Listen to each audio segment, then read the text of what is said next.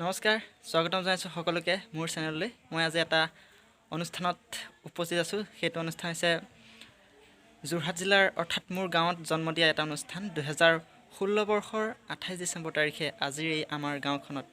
সূৰ্যোদয় সাংস্কৃতিক বিকাশ কেন্দ্ৰ নামৰ এটি অনুষ্ঠান জন্ম দিয়া হৈছিল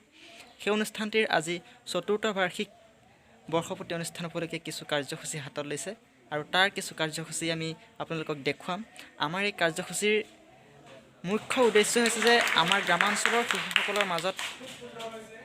সামাজিক শৈক্ষিক দিশসমূহ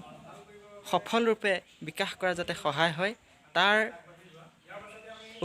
উদ্দেশ্য আগৰাখি আমি এই সূৰ্যোদয় সাংস্কৃতিক বিকাশ কেন্দ্ৰ অনুষ্ঠানটি জন্ম দিয়া হৈছিল আৰু সেই অনুষ্ঠানটিৰ আজি চতুৰ্থ বাৰ্ষিক বৰ্ষপূৰ্তি অনুষ্ঠান উপলক্ষে কিছু অনুষ্ঠানৰ আয়োজন কৰা হৈছে আৰু সেই অনুষ্ঠানসমূহৰ কিছু দৃশ্য আপোনালোকক দেখুৱাবলৈ আমি পাই নথৈ সুখী অনুভৱ কৰিছোঁ আৰু সেই দৃশ্যসমূহ দেখুৱাবৰ কাৰণে মই আজি এই ভিডিঅ'টো আৰম্ভ কৰিছোঁ বলক তেন্তে ভিডিঅ'টোৰ মাজলৈ আমি আৰম্ভ কৰোঁ এই পবিত্ৰ অনুষ্ঠানটিৰ কাৰণে স্বাগতম জনাইছোঁ আজি আমাৰ চতুৰ্থ বাৰ্ষিক দিৱস আমি যেনেদৰে উলহ মালহেৰে উদযাপন কৰিব লাগিছিলে আমাৰ কোভিড-19 আমাক বৰ বেয়াকৈ আচলতে জুৰুলা কৰিলে আৰু তাৰ উপৰি আমাক আমি বান বিধ্বস্ত অঞ্চলৰ আচলতে উঠি অহা যুৱ প্ৰজন্ম এই আমাক যথেষ্ট পৰিমাণে অসুবিধাৰ সন্মুখীন হোৱাৰ কাৰণে আমি আমাৰ ছাত্ৰ ছাত্ৰীসকলে প্ৰাথমিক বিদ্যালয়ৰ ছাত্ৰ ছাত্ৰীসকলৰ মাজতে অনুষ্ঠিতীয়াকৈ আজিৰ এই অনুষ্ঠানভাগি মানে আয়োজন কৰা দিহা কৰিলোঁ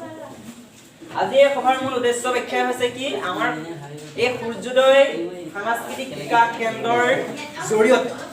আমাৰ কণ ছাত্ৰ ছাত্ৰীসকলৰ শৈক্ষিক পৰিৱেশৰ লগতে সাংস্কৃতিক দিশত কেনেকৈ আমি ভালদৰে জড়িত কৰিব পাৰোঁ আৰু তাৰ লগতে আমাৰ এই সূৰ্যোদয় সাংস্কৃতিক বিকাশ কেন্দ্ৰক অনাগত দিনত সম্প্ৰসাৰ আমাৰ এখন ষ্ট্ৰং শক্তিশালী সমিতি গঠন কৰি আমাৰ এই সমগ্ৰ অঞ্চলটোক মানে প্ৰতিনিধিত্ব কৰা আমাৰ গাঁওখনৰ যুৱকসকলৰ লগতে এই অঞ্চলৰ ভাল সামাজিকভাৱে জড়িত হ'বলৈ ভাল পোৱা কাম কাজত জড়িত হ'বলৈ ভাল পোৱা আমি তেওঁলোককো জড়িত কৰাব আমাৰ অনুষ্ঠানটোত আমি জড়িত কৰাব বিচাৰিছোঁ আজি আমাৰ ধৰক বুকুৰাৰ পৰা ধৰি এনেকৈ একেবাৰে কলবাৰীটো একেবাৰে গৰু মৰাৰ পৰা ধৰি আমাৰ এই সমগ্ৰ অঞ্চলটো লাহে লাহে আমি এই অনুষ্ঠানটো সম্প্ৰসাৰণ লাহে লাহে কৰিব লাগিব কিন্তু এই সম্প্ৰসাৰণ কৰাৰ আগমুহূৰ্তত আমি আমাৰ সমিতিখন মানে পূৰা নিকটকীয়াকৈ মানে শক্তিশালীকৈ নিৰ্মাণ কৰি ল'ব লাগিব আৰু আমাৰ সেই উদ্দেশ্যে আমাৰ সমিতিখনক শক্তিশালী আজি কৰাৰ কাৰণে আমি আলোচনা বিলোচনাও অকণমান ৰাখিছোঁ তাৰোপৰি আমাৰ ছাত্ৰ ছাত্ৰীৰ মাজত বহুদিন আচলতে অন্তৰংগ আলাপ হোৱা নাই আজি লকডাউনৰ পৰাই ছাত্ৰ ছাত্ৰীসকল বিদ্যালয়লৈ আচলতে আহিবলৈ এটা পৰিৱেশ লাভ কৰা নাছিলে সেইকাৰণে আমি ছাত্ৰ ছাত্ৰীসকলৰ মাজতো আদান প্ৰদান কৰিবৰ কাৰণে আজি অনুষ্ঠানভাগি মানে অকণমান অনুষ্ঠিতীয়াকৈ আয়োজন কৰা দিহা কৰি মোৰ এই চমু বক্তব্য সামৰণি তথাপি আপোন মোৰ দেশ ইয়াৰ নলৰ গাঁও জান জুৰি প্ৰাণৰ চিনাকি যাৰ নাই মহিমাৰ আমি গীতটি মোৰ সহপাঠী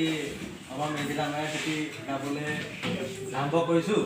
আৰু তেখেত সূৰ্যোদয় সাংস্কৃতিক বিকাশ কেন্দ্ৰত সাংস্কৃতিক ডিপাৰ্টমেণ্ট দায়িত্ব দিয়া আছে তেখেতে আচলতে নেতৃত্ব ল'ব লাগিব সাংস্কৃতিক দিশৰ ক্ষেত্ৰত আমি তেখেতক আগবঢ়াই দিছোঁ আৰু তেখেতে কৰি আছে আমাৰ লগত সহযোগ কৰি আছে দুইজনলৈ আমি শুভেচ্ছা জ্ঞাপন কৰি অনুষ্ঠান মুকলি কৰিব কাৰণে দহৰ বাবে মই আহিছোঁ ওলাই মোৰ দেশৰ মাটিৰ গান গাবলৈ সদায়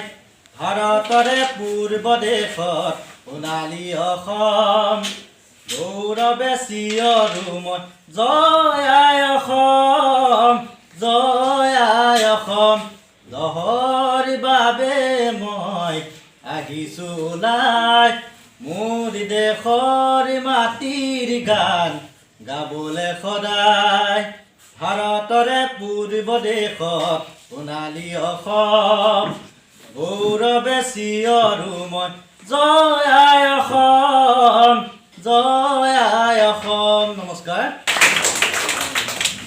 জালি ডিম্বৰ ডাঙৰ পীৰা পাৰি দিম তাতে বহি ৰহিকে ডালিমা কাটি না শৰীৰত গৈ পালে গৈ বিনা তলি উৰুৰ বতাহ চৰাই মোৰ দান নাঙৰ গোটা চৰাই তোক দিম গোটেই হৰাই দানো কাম চালু কাম ধুই নাচি লৈ ঘৰলৈ যাম দুৰ্গাকো ৰতন পূৰণ কৰাই গ'লে বান্ধৈ নাচালে বাবাৰী বোকাই ঘৰৰ ৰ'দো দিছে বৰষুণো দিছে খৰাই এলৰ বিয়া গঞ্জিৰ গাই তামোল কাটিছে হাঁহ কৰি দিয়া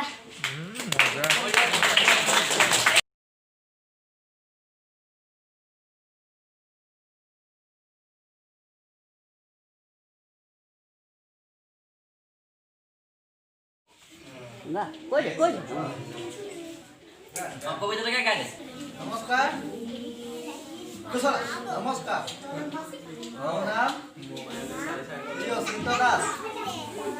মই এটি কবিতা গাম কবিতাটোৰ নাম বাঘ সিংহ আবিত থাকে বাঘ সিংহ নিজে গা আবিত থাকে গৰু ঘৰত কাছৰ ঘৰিয়াল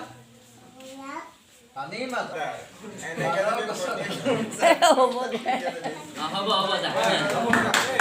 এনেদৰেই আজিৰ অনুষ্ঠানটি আমি এনেদৰে আয়োজন কৰিলোঁ কণ কণ শিশুসকলক লগত লৈ আচলতে আমাৰ অনুষ্ঠানটিৰ মূল লক্ষ্য আছিল শিশুসকলৰ শৈক্ষিক সামাজিক সেই দিশসমূহ উন্নত কৰা সেই হেতুকে কণ কণ শিশুসকলৰ লগত ধেমালি ধুমুলা কৰি আমি ভাল পাওঁ কণ কণ শিশুসকলৰ হৈয়ে আজি এই অনুষ্ঠানটো আমি আয়োজন কৰিছিলোঁ গতিকে